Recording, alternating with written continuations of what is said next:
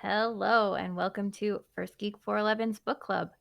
Super excited to be kicking off Classic Geek Summer with The Princess Bride, S. Morgenstern's classic tale of true love and high adventure by William Goldman. Woo! And before we get into that, remember you can find us as One Geek 411 on Facebook, Twitter, and Instagram.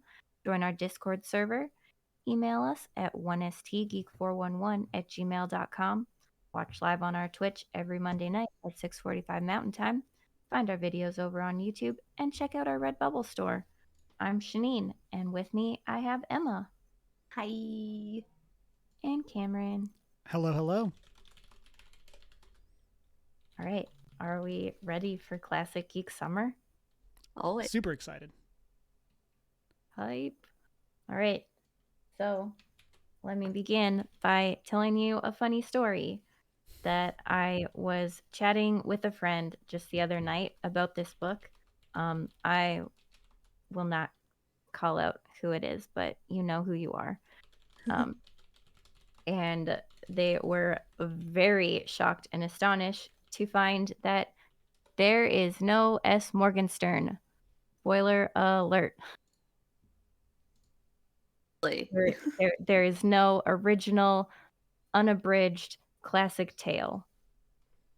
This book is completely written by William Goldman, as is the fictional framework of his abridgment work of They this sit classic. on a throne of lies.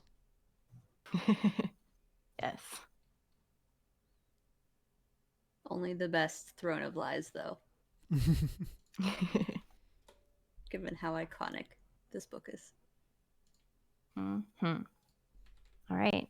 So, as a quick refresher, or for the uninitiated, Goldman tells the abridged good parts version of Morgenstern's classic tale, with his notes scattered throughout of his experience with the book and his reasoning for cutting out certain parts. The Princess Bride tells the tale of Buttercup, a milkmaid and one of the most beautiful women in the world, and Wesley, the farm boy, and their true love.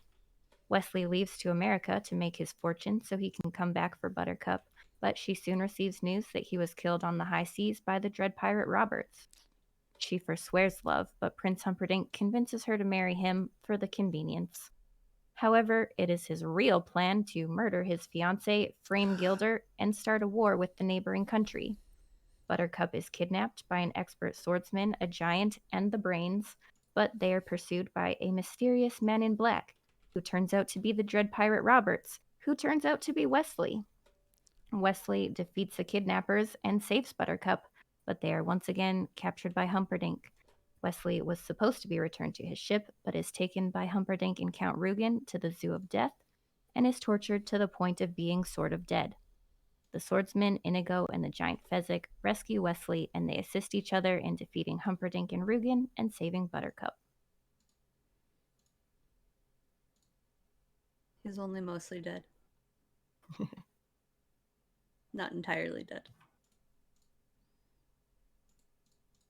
Yes, I feel like there'll be a lot of quotes. Oh, yes. Because, fun fact, William Goldman did also write the screenplay for the movie. So there is... That's pretty much the same time he was writing the book, I think, or like right after. I think very soon after, yeah. Yeah. Yeah. So it was fun to see how much is just straight up taken from the book. Indeed. How much is straight up taken from the book? Which we'll get to that more later. We will start with a very quick 3-word review. Fire. Reason it's classic. Favorite book list. / it's on the favorite book list.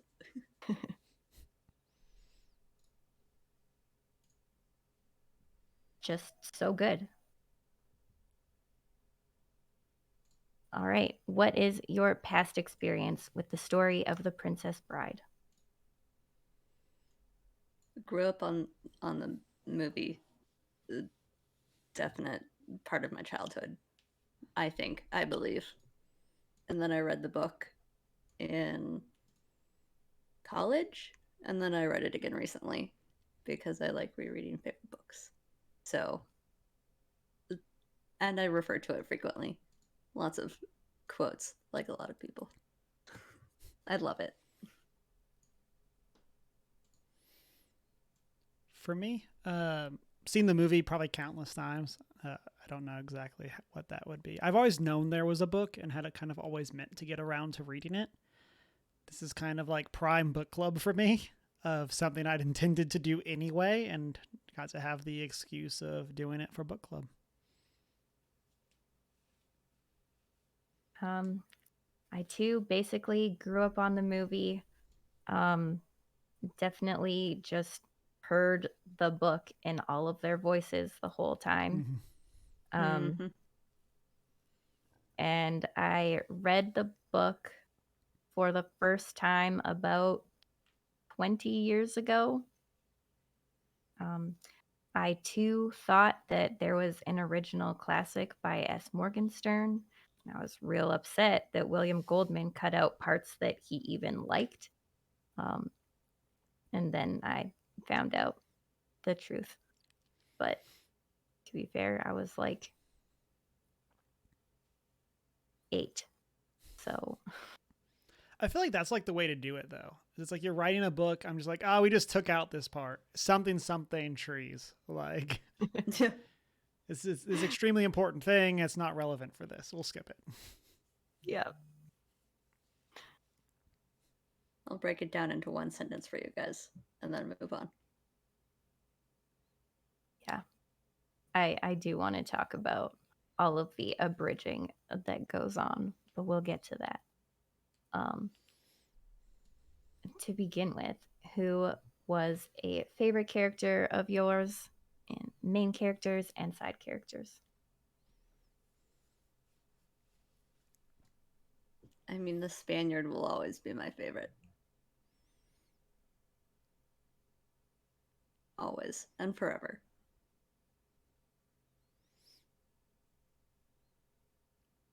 But I really liked what they did with Fezzik. yeah, I was gonna say Fezzik. I honestly found myself not really liking Inigo that much in this. Like, I feel like he misses a lot of the charm that was brought by the actor. Yeah. And his very straightforward revenge story is even more straightforward in this. And so I found myself really enjoying Fezzik's stuff. I feel like he had a lot more growth and was a lot more complex of a character than I was expecting. Like actual fears and struggles in life and like all of that kind of stuff. It's much more prominent in this than it was in the show. And they get a little bit more into his wrestling background, basically. Yeah. Which is great to see. Yeah. I really liked all of that. And again, I feel like this made Fezzik a lot deeper of a character, whereas I feel like Inigo was a lot shallower.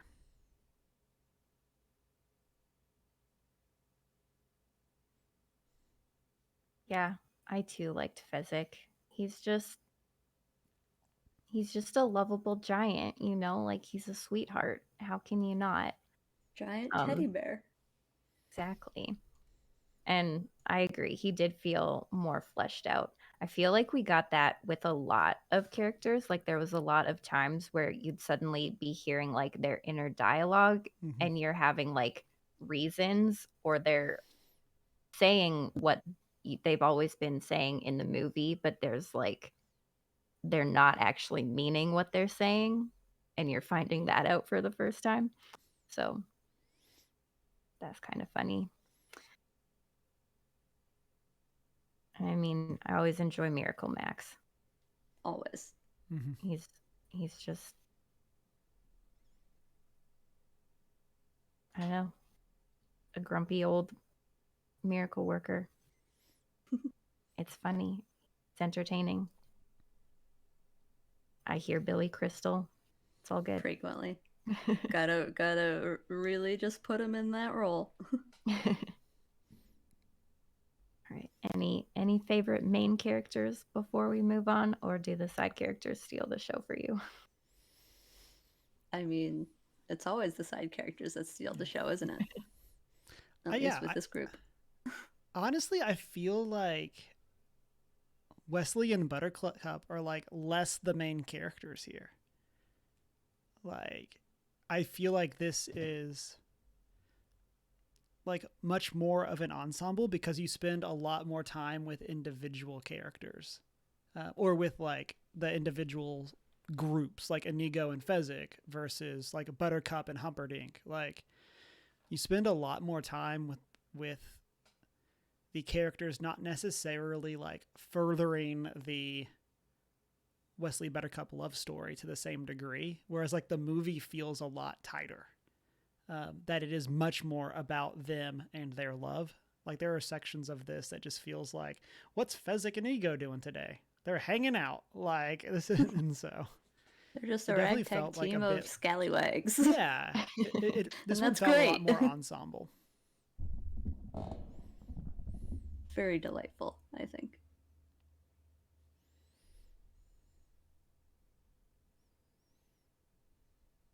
Yeah, I agree. For being titled The Princess Bride, and like I barely cared about Buttercup at all. Mm-hmm. Like, she's there, I guess. It's fine. She exists.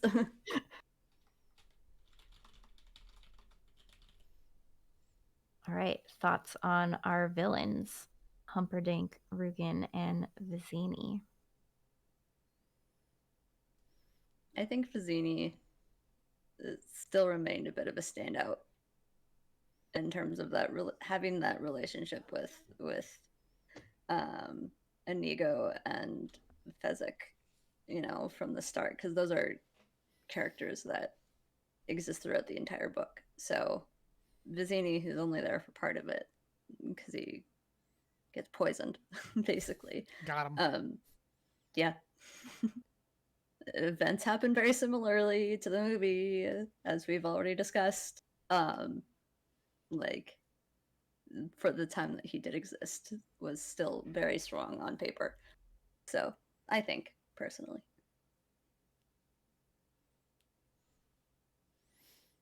Yeah, I mean, like, I feel like Vizzini is a gift. Like, Yeah. And again, like, speaking of like hearing everything in the voices from the movie, like, it's so spot on. I really loved that, and again, kind of like what I said about Fezzik. Not that I liked Humperdinck as a character, but like I found myself liking Humperdinck more. He has a lot more depth in this. Like, I liked that we got to see like that he is this actual expert hunter versus just him like trailing this one group. Like, we're kind of led to like understand a bit more about how he's going about that, which I think is really cool. And yeah, I think that was interesting to see him play out more and get to see a bit more of the like actual plan for how he plans to kill Buttercup and all that kind of stuff. Like, of course, it ends up going down a lot like the movie, but like there's actually like thought put into it. He's actually like trying to figure it out and stuff like that. And yeah. Yeah, I think I found Humperdinck like a better villain in this book, like more of a mastermind. I'm the prince in the movie, kind of. He's just like a bit of a pretty boy in the movie and just is like, who isn't even that pretty. Whatever. Yeah. But he's no Carrie Elwes. Yeah. No. Especially next to Carrie Elwes.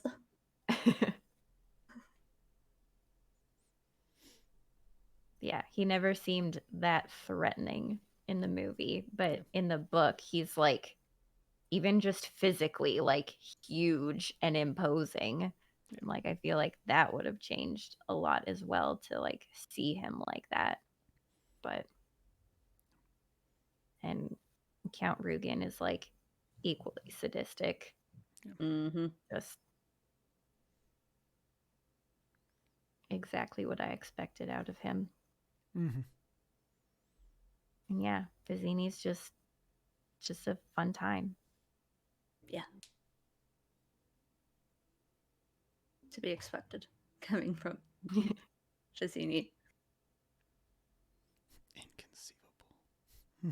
Inconceivable. You beat me to it. I do not think that word means what you think it means. All right. Any standout moments for you?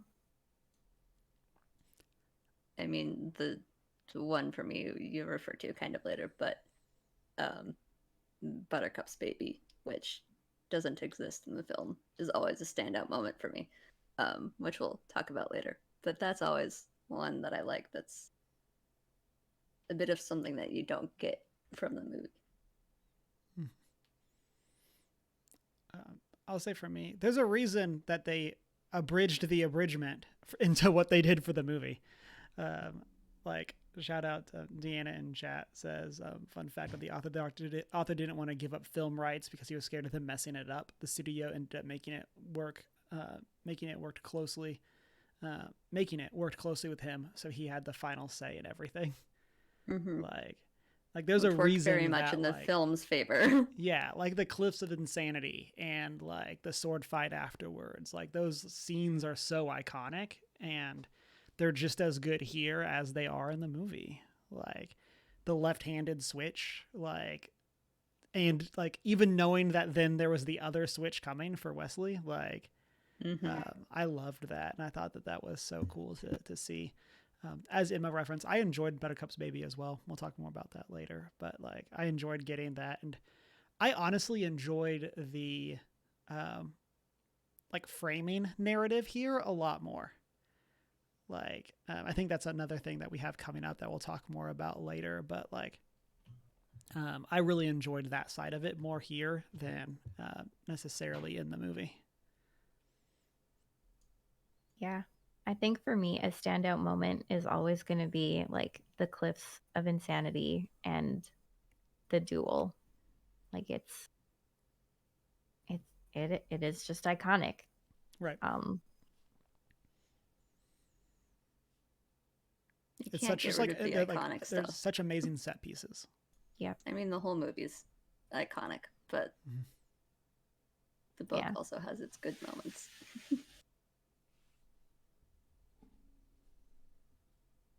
Right. Any dislikes? I'm going to go off what I said for my likes. There's a reason that there are certain things didn't make the movie. I honestly thought the Zoo of Death was kind of lame. It just honestly kind of felt like a slog to get through, and for something that was kind of presented as being so interesting, I kind of just was not into that scene as a whole. And it kind of just felt like something we had to get through to get to them rescuing Wesley, and it's like, oh yeah, there's a reason this was cut. Like there's a reason that this didn't make the movie, let alone all the animals and what that would have looked like budget wise. But like there's a reason that they just switched it to just being one chamber with Wesley in it for the movie. Yeah. And also renamed the entire thing. Yeah. Because they changed it from Zoo of Death to I just saw it written down. Yes. Yeah. That. So I am right there with you, Cameron. It was definitely a bit of a slog.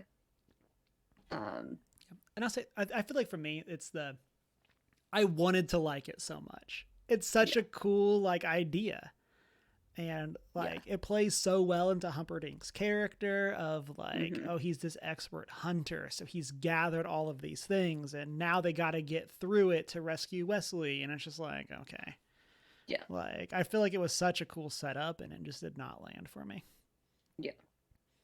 I think for me, it's like that section is like great concept that works with the rest of the book, but the weakest execution in comparison to the rest of the book. And I think that's where it falls flat for me. Because it's just like there's so much hope in it, but it's like, okay. So I'm right with Cameron there. Yeah, I agree as well. It feels like that scene should have been much more action packed, and it was not so much. Mm-hmm. But all right, leading us into differences between the book and the movie that you liked better in one or the other. I mean, I think we've talked about this a couple of times, but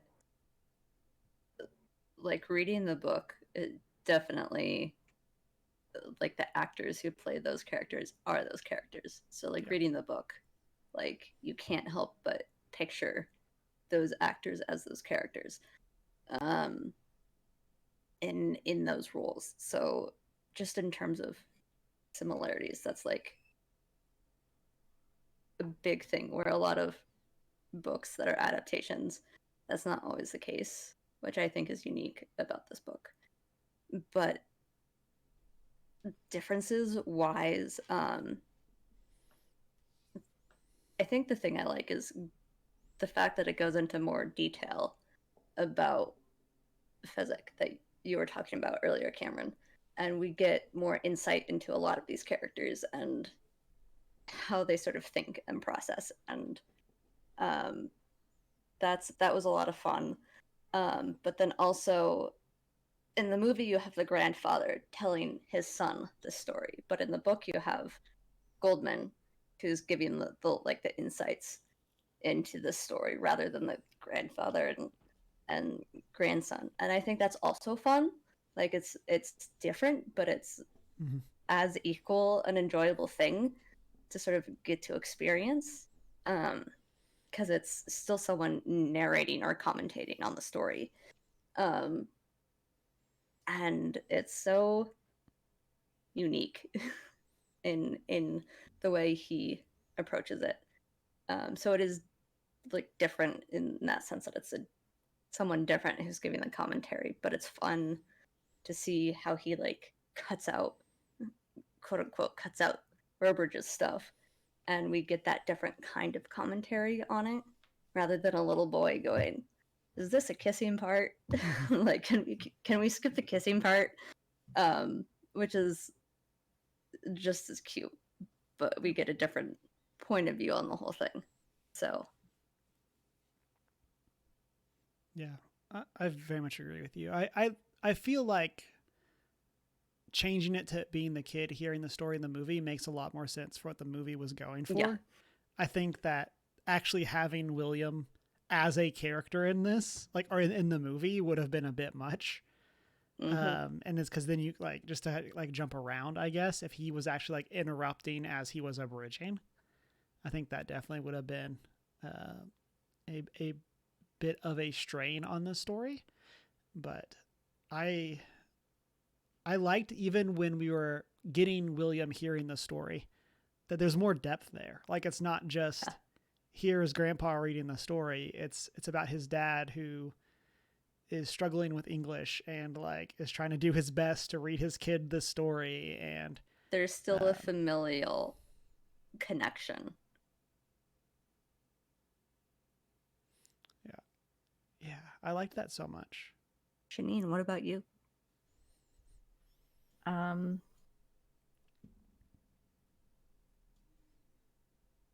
trying to think of things that I'm not gonna bring up in other questions. I guess we'll just skip to the one I have written down, which is the ending. Our like end quote from The Princess Bride in the movie actually happens in the first chapter in the book. And I read it and was like, wait, why is that here?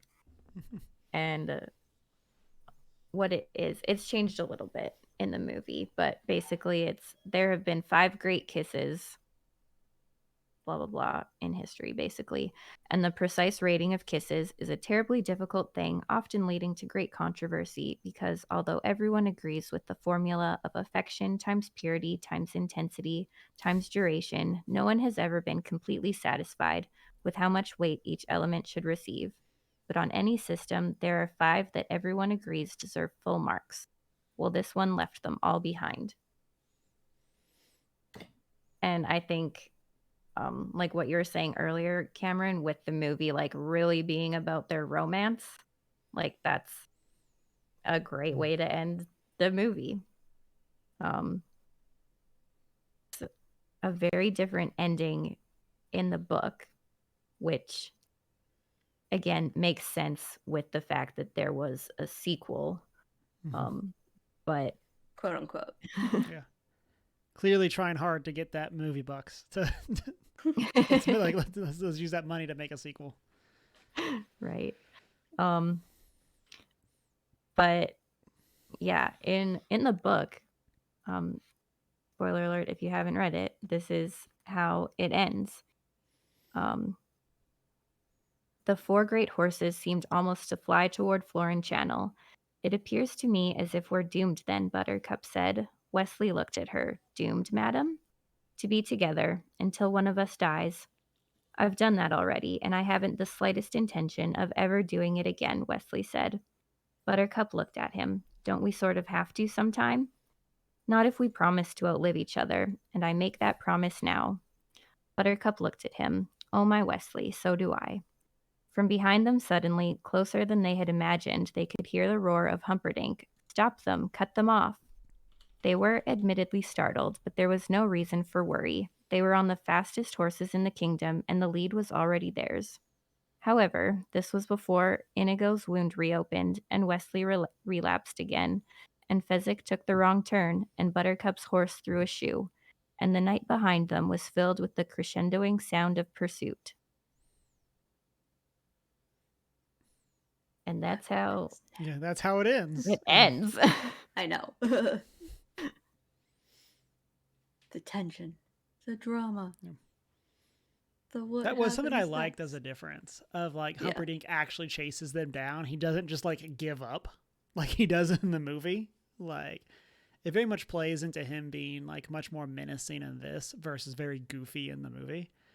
And like it's like, wait, yeah, he wouldn't be okay with them leaving. Like he still has this plan. Just because they showed up doesn't mean the plan can't work anymore. Like, and so it's just really funny that it's like how that actually plays out.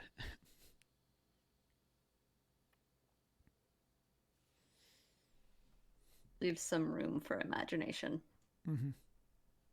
It definitely leans more into like the adventure and drama in the book than the romance like the movie.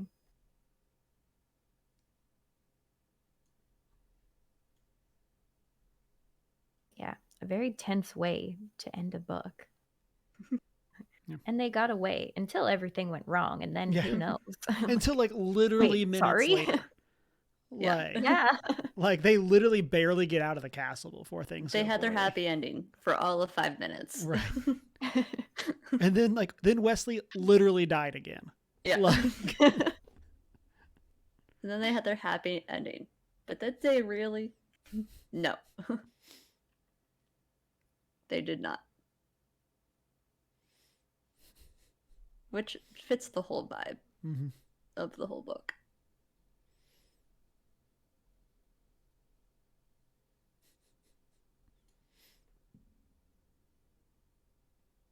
Do you read this as an adventure or a romance or a satire or Yes. something else? Go on. Period. All of the above. okay, no los tres. Why not all 3? Okay. I will say and definitely agree, Shanine, with what you have pretty recently said of that. This is way less of a romance than the movie is. Like, this is way more of an adventure. And I think that there's a lot more satire here. Like, there's a lot more making fun of long-winded authors and making fun of, like, providing this background information for ulterior motives because of what matters to the author themselves. And the idea of, like, snooty critics that are, like, oh, well, if you understand the background, then you would like this part, but you don't get it. Um, and yeah, I think there's a lot more of that like satirical side of it since we have Williams as a kid or as an adult instead of a kid going through this. Um, and so yeah, there's definitely a lot more of that sarcasm side. Which fits. Mm-hmm.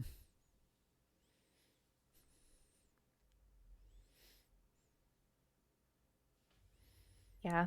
I think you can also find basically all of the characters to be very stereotypical of like just your typical adventure or romance or whatever. Like they can be very like exactly what you're expecting from them. Um until they're not. Mm-hmm. So I think that leans a little into the satire as well. Um, It's intentional. just making fun of genre and things Mm-hmm. like that too. Yeah. And I know that like it's such like a fine line to walk, but it's so funny when it's like, and here's where we cut out all of the backstory, like of what's going on, like all like the political like obviously this is not has nothing to do with Game of Thrones, like but it's like it's so you don't funny know that like anything it's so about how apt the for government like is set up. it's like, oh, and here's all this like all this side stuff of all these political intrigue that's going on. We're gonna just cut this out. Here's the quick summary. We got things to do. I saved you 80 pages or whatever. Country A and Country B are fighting. Yeah. Country C got in the middle of it for absolutely no reason. Right. Let's move something, on. Something hats and how we pack hats something hats. All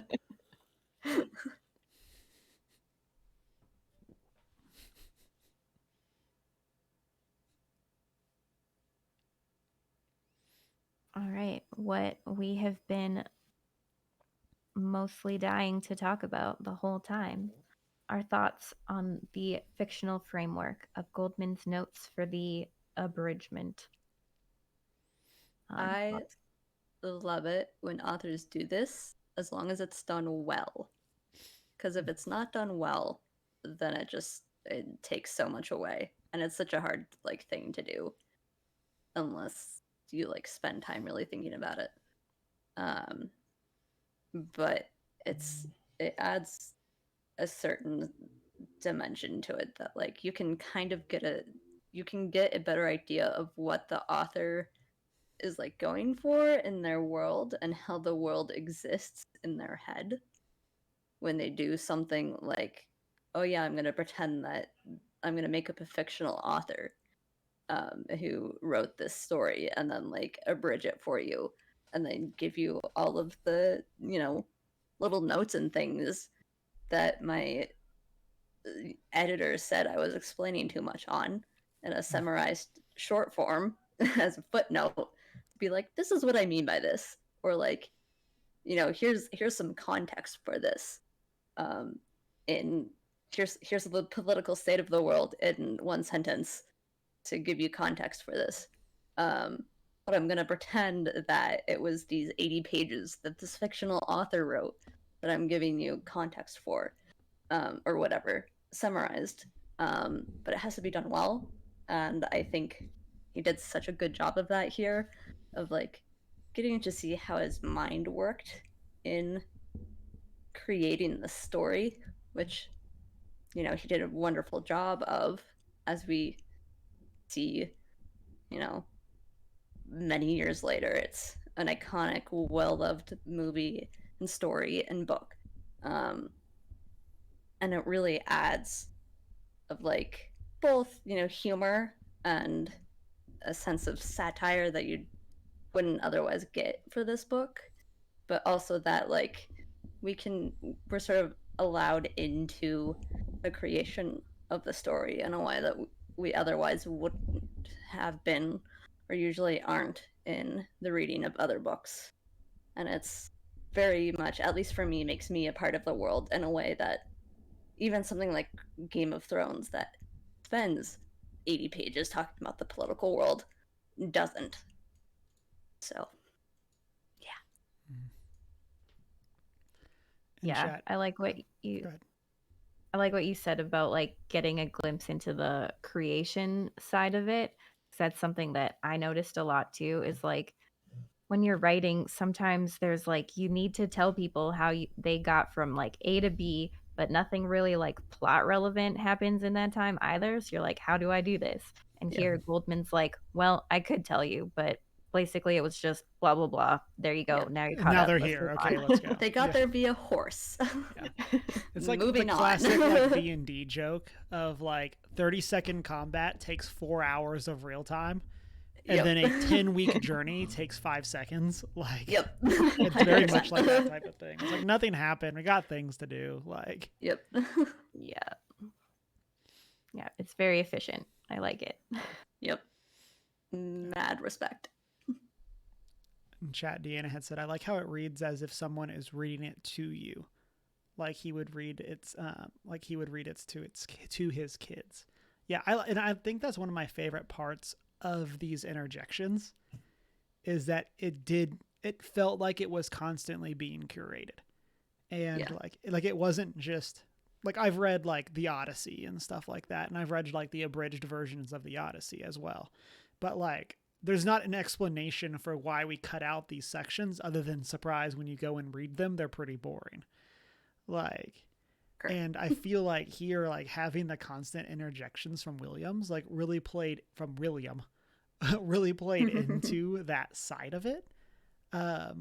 And it really kind of helped it feel like that story was constantly being curated so that you would get the good version. Yeah. And then I really liked, I know you've referenced it throughout, but like I overall like this change of framework that it's like, it's him who, when he was sick, the story got read to him. He's never bothered to read it on his own. Wants to get it to his kid hates it. And him kind of going through this like existential dread, trying to figure out like why the story that means so much to him doesn't mean anything to his son. And then it's like, oh, surprise, because you're like all of this got skipped. And so it's like preserving that memory of like when the story was read to him. And I think that that's like so cool. And then again, I think it also like really plays into the Morgenstern side of it as well, where like there's so many like quippy comments that get made as the author that then Williams also doing that fits so well into that vibe. And I feel like that was such a good like decision, like such a fun touch to bring in of almost like them like having quip offs of like William years later responding to the things that Morgenstern had written. And yeah, it was so cool. And like I said, I loved that side of it. Some of like the specific publishing ones, I feel like kind of got a little like, I don't know if dry is the right word, but then we got Stephen King. And I was just like, okay, I don't know how we suddenly get introduced to one of the most prolific writers in the world, but like suddenly Stephen King is involved in this. Because Stephen King is Florinese, obviously. Obviously, as everyone knows. Clearly. So I just loved that so much. And yeah, and what's like, while some of it seems like overly petty between William and his like publishing house, like once that part came, I'm like, okay, let's go. I'm in.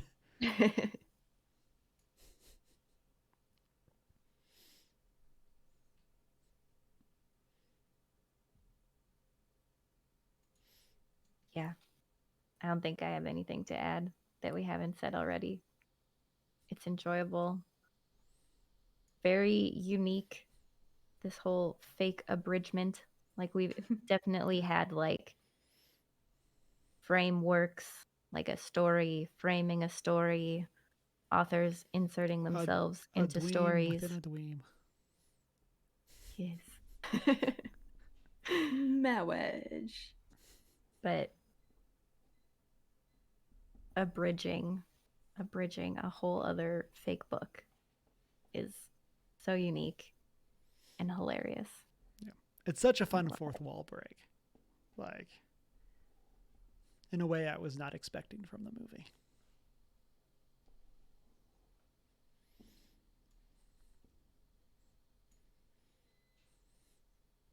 Is what brings us together today. Sorry, I had to finish it.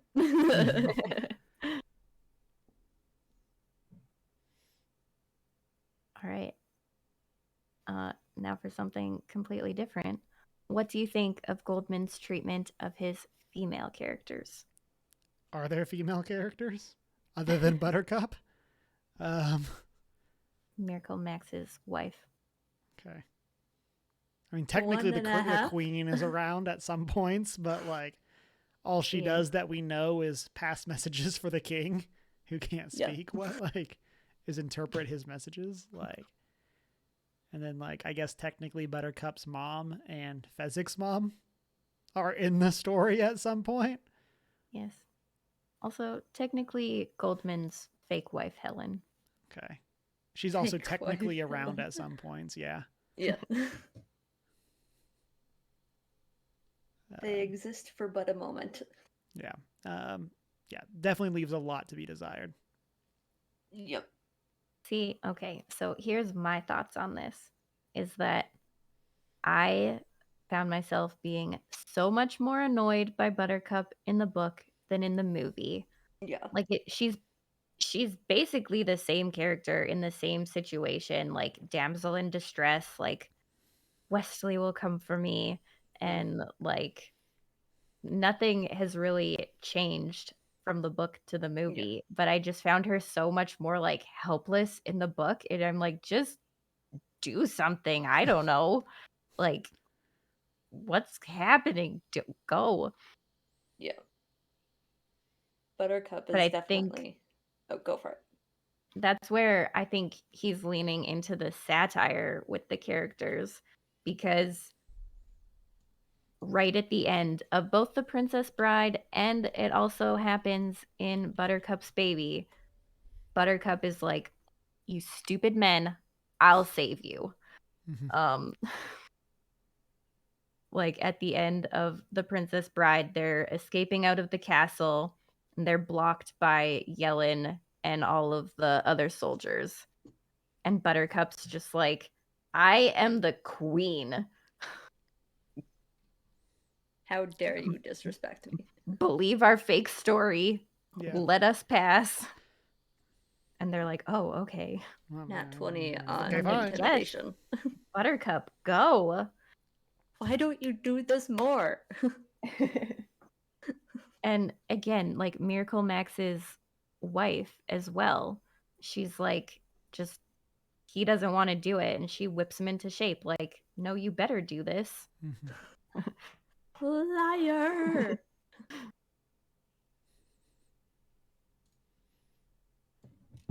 Yeah. I mean, she definitely is like the most flat character in both the book and the movie in sometimes frustrating ways. But kind of like what you were saying, I do think in some ways that plays into the satire of the book, and sort of the commentary on fantasy romance stereotypes. Like, we do want to see her kick some butt a little bit more to like emphasize that like helpless maiden, princess in distress vibe.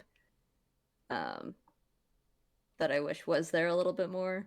But it is the most wanting character.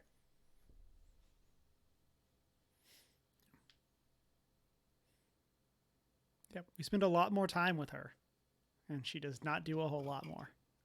Nope.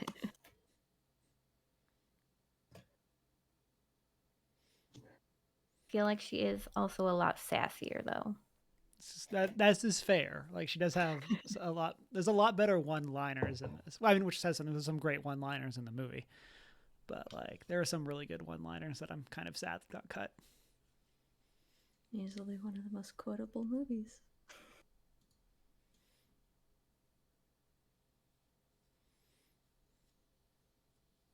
All right. What were everyone's thoughts on the first chapter of Buttercup's Baby? Like I mentioned earlier, definitely like it's nice to get like I love it when a movie is a true adaptation of a book because that's why I want to see the movie is if it's the book put on screen. But I also love it when the book has extra content that's like still equally as good as the book. That's like you don't necessarily see on screen. And Buttercup's Baby was a nice addition to that. Like, if we are left on a slight cliffhanger at the end of the actual book of like, oh no, what happens next? But then we get a like, they eventually have a baby. Here's what happens with the baby. Oh no, the baby's falling over a cliff. Who's going after the baby? Which Surprise! 9 sounds months pass really quick. Like, yeah, which sounds like a very horrible summary of Buttercup's Baby. Like, yes, the baby goes over the cliff. Who would do that? Guess what? The baby gets saved by none other than Fezzik. So I enjoyed it because we got to see a little bit of insight into the happily ever after that's still very much full of adventure and drama. Um, but that's still like in many ways very happy. So I love that little addition. Yeah. I love that it's also going for like completely different vibes. Like there's some weird magic stuff going on. And you're like, what? mm-hmm. What is this world that we're living in now? Yeah. But it was after maps, so we're good there. Yeah, I liked Buttercup's Baby quite a bit, and I like that we get some more backstory into Inigo here. Mm-hmm. Kind of like what he was going through while he's training, and I like that it kind of gets referenced as like, what does this have to do with the story? Of like, it apparently foreshadows the kidnapping of the baby or whatever, but like. Apparently, I love that that's like called out as like this is here for some reason, and I think that that's a lot of fun. And then again, like them getting to the island is very cool. I like this idea of it's not actually that deep. There's just a whirlpool, and so like Fezzik basically just like walks them there. it's just there. Yeah, just like okay, I love that so much. It makes me so happy. And then yeah, Sheen, as you referenced, the idea of like none of the guys want to hold Fezzik's nose closed, and like, but Buttercup's actually like, you know what? Fine, I'll do it. Like, we're all gonna die because like Wesley has this bad plan that like, like I say bad plan, a plan that relies on Fezzik like being willing and able for them to swim them there, but like. Yeah. As someone who also does not like water in their nose, I 100% felt Fezzik here. I was like, yep, I would leave my whole party to drown. Yep. If no one's going to hold my nose shut, everyone would die. I can't help you. Is the way of things. Yeah. Sometimes you get got. Like,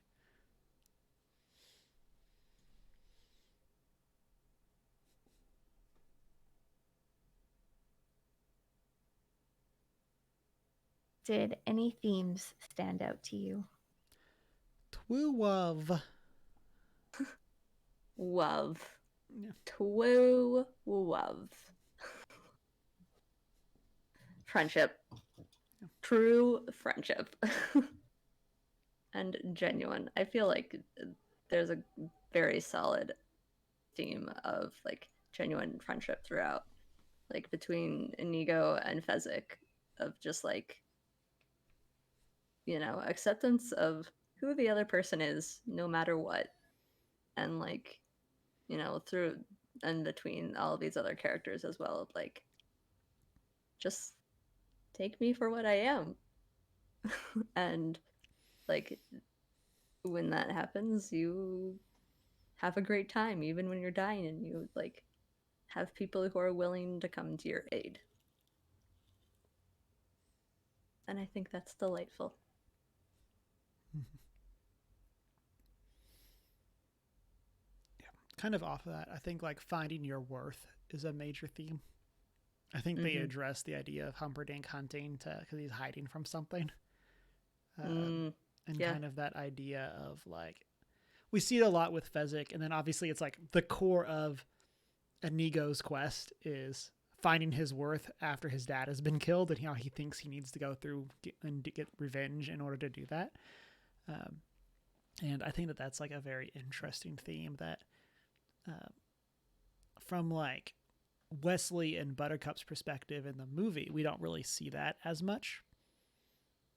But when we get these other characters and get a lot more of an expansion of what they're going through, we get a lot more of that side of them finding how can I affect the world? How can I like help my friends? How can I be the one that people can rely on?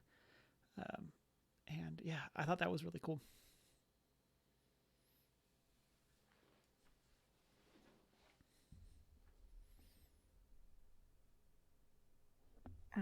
Something that has just popped into my head while we have been talking here is just like the theme of fighting for the right things. Mm-hmm. I think we see that in Buttercup's baby with the indigo fragment, where the Mr. Miyagi says, like, you can't be fighting for revenge because you'll die. You have to be fighting for your own peace. Mm-hmm.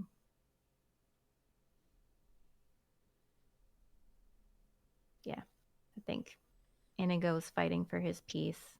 Fezzik fights for his friends. And obviously, Wesley and Buttercup fight for true love.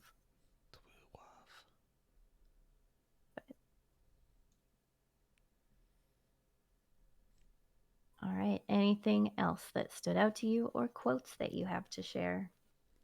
I have a quote. It's from Buttercup's baby. I don't know why this hit me so hard, but I really like it. And now, granted, we were talking before the show. I literally finished this like 45 minutes before we started recording. So like here we are. So this was very fresh for me.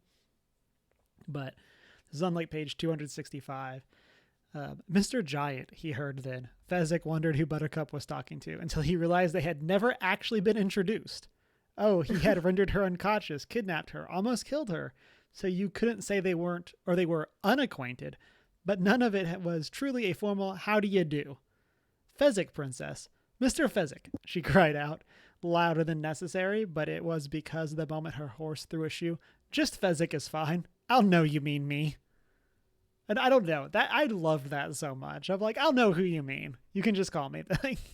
I just loved that little thing.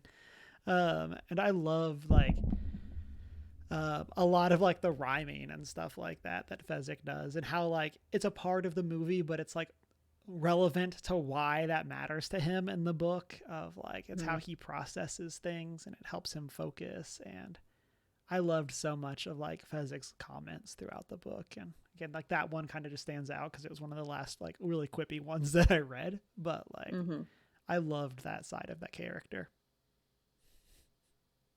Absolutely. My favorite has always been and will always be have fun storming the castle. Because it's just like it applies to so much of their adventure, whether it's actually storming the castle or like going to rescue one of their friends, you know. And I feel like it's very applicable to life too. Like when I take on a big task, I just go have fun storming the castle, and then it just makes it feel like that task is a castle that I'm going to storm and break into and rescue a friend. So that will always be my favorite. I do feel like you could insert basically any of the movie quotes here. Yeah. Like, pretty much. Like they're all so good. They all count as book quotes to me. Yeah. There was a few that were unique to the book though that definitely stood out to me. One is when Humperdinck is convincing Buttercup to marry him. She's like, I'll never love you. I wouldn't want it if I had it. Then by all means, let us marry.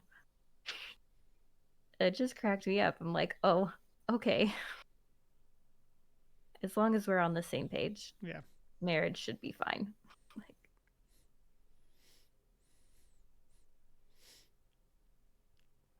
and then when they have just got caught by Humperdinck exiting the fire swamp, the truth, said Wesley, is that you would rather live with your prince than die with your love. I would rather live than die, I admit it. We were talking of love, madam. There was a long pause. Then Buttercup said it. I can live without love. And with that, she left Wesley alone. And I'm just like, whoa, what Yeah, kind of I was not romance expecting is that. this? Like, You are not going to find that in the movie. Like,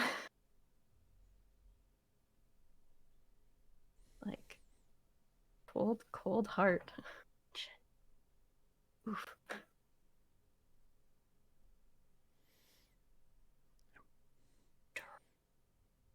I'll also shout out one of my favorites. You seem a good fellow, I hate to kill you. You seem a good fellow, I hate to Fellow, die. I hate to die. Like, that's one of my favorite quips. Like, Deanna says, anybody want a peanut? Is that rhyme in the book? Did I miss that one? Because that's one of my, that was something that, like, the first time I watched the movie as a kid, I did not understand anybody want a peanut. And I think it's because, like, that scene ends and then Andre just kind of says it. Yeah. And I just, like, did not get that he was continuing the rhyme for some reason. And it took me way too long to figure out that that's what that line was for. And yeah, I was hoping that we would, at the end of the scene. Yeah. I was hoping that we would get that one. I wasn't sure if I just missed it or what, but yeah, I love the rhymes. Best rhyme.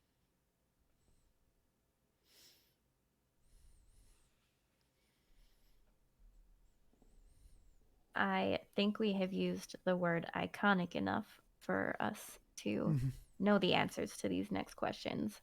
But what makes this a classic, and is it a classic for you?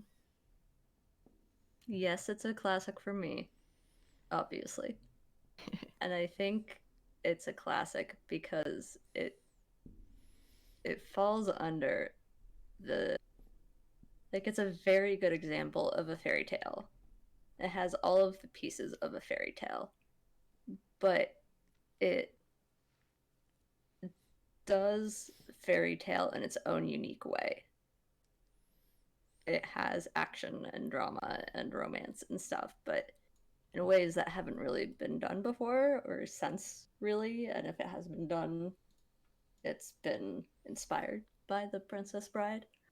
And this is one of those books that I will be reading for my kids forever and ever because it's well deserved of it. And it's just a shining example of what solid, thoughtful writing can do and unique, intentional creativity. Yeah, I don't know. Maybe this is, like, book blasphemous, but, like, the movie is what makes this classic. Like, obviously they're so similar, but like it's for something that is an adaptation of this book. Like, it's amazing how good of an adaptation the movie is. Like, even for the things that they change, like, I feel like it makes so much sense for why they would do that. And I feel like so much of the, like as good as the book is, I feel like the movie just does such a great job at bringing, like, the vision of this book to life in a way that, like, elevates it and makes it even more timeless. Like, it's just such a good retelling. And it is, like, a I feel like shining example of a book to screen adaptation. It's just so good. And like, it brings so much, like, life to this story that, again, while there's a lot in the book that is, I would say, better than the movie is just far and away so amazing that like it just lifts up it's the rising tides lift all ships. It's like the book is really good, which then that like led to a good screenplay, and then that screenplay is elevated so much by the actors and the crew and all of that, which then like lifts how good the book is, and it's just like they work together in such an awesome way. It's all a circle. Yeah.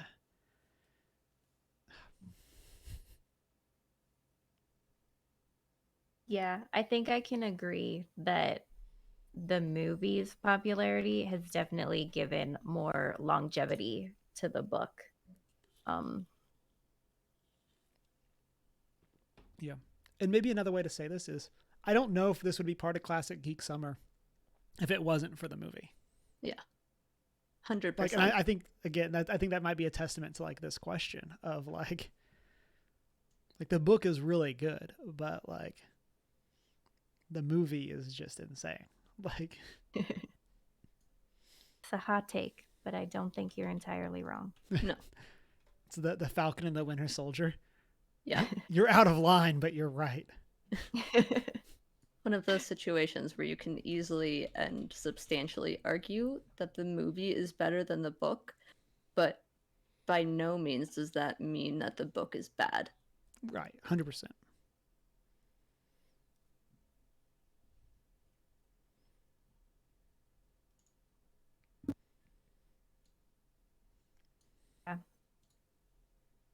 I think it's a classic for so many reasons. It is, like I said before, so unique with its framing narrative, which makes it stand out. It's got a little bit of everything in it. And it's funny and enjoyable and a good time. And definitely a classic for me.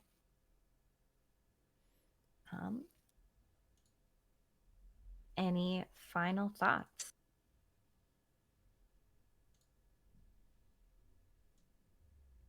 Would recommend giving it a read. Just for the heck of it. Yeah. Go to your local library. They probably have it. Yeah. It would be weird if they didn't. Yeah.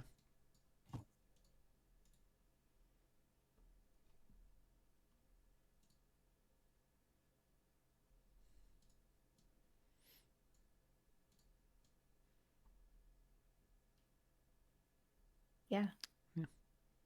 Also, we can probably all guess what tier this is going to land in once we do our next book club like tier list and add the next 10 books to this. Tippy top. Yeah. So.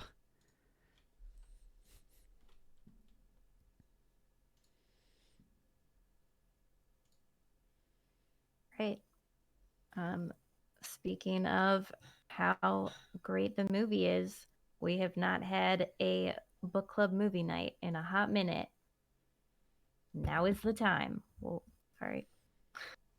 Now is the time. Date TBD, but stay tuned to our Discord and our social medias. Shanine, what movie will we be watching? The Princess Bride. Oh, okay. I wonder why. Unrelated. Unrelated. Purely coincidental. No connection whatsoever. Haven't seen it in a while. I had a hankering. Yeah.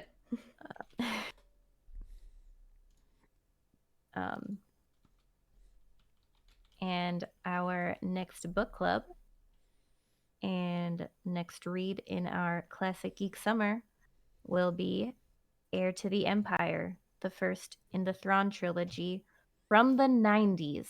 This is the 90s Thrawn trilogy. Just clear that up for everybody. There are 2 Thrawn trilogies that are both by the same author. It's confusing. By Timothy Zahn. And then the reason we're doing that is because Thrawn is going to be such a big part of the Ahsoka series, which is going to be coming out August 23rd. And so we'll be like 2 episodes into Ahsoka when we get to do our book club on this. So super excited for that.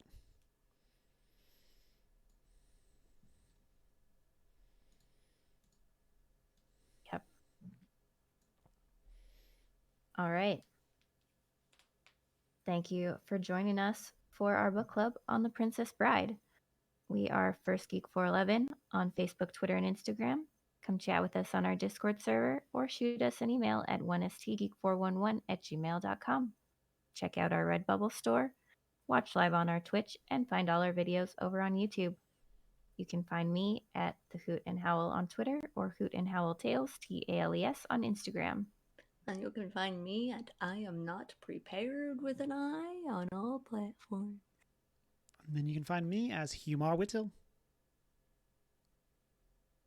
Bring the cat. Read a book. Twoowav!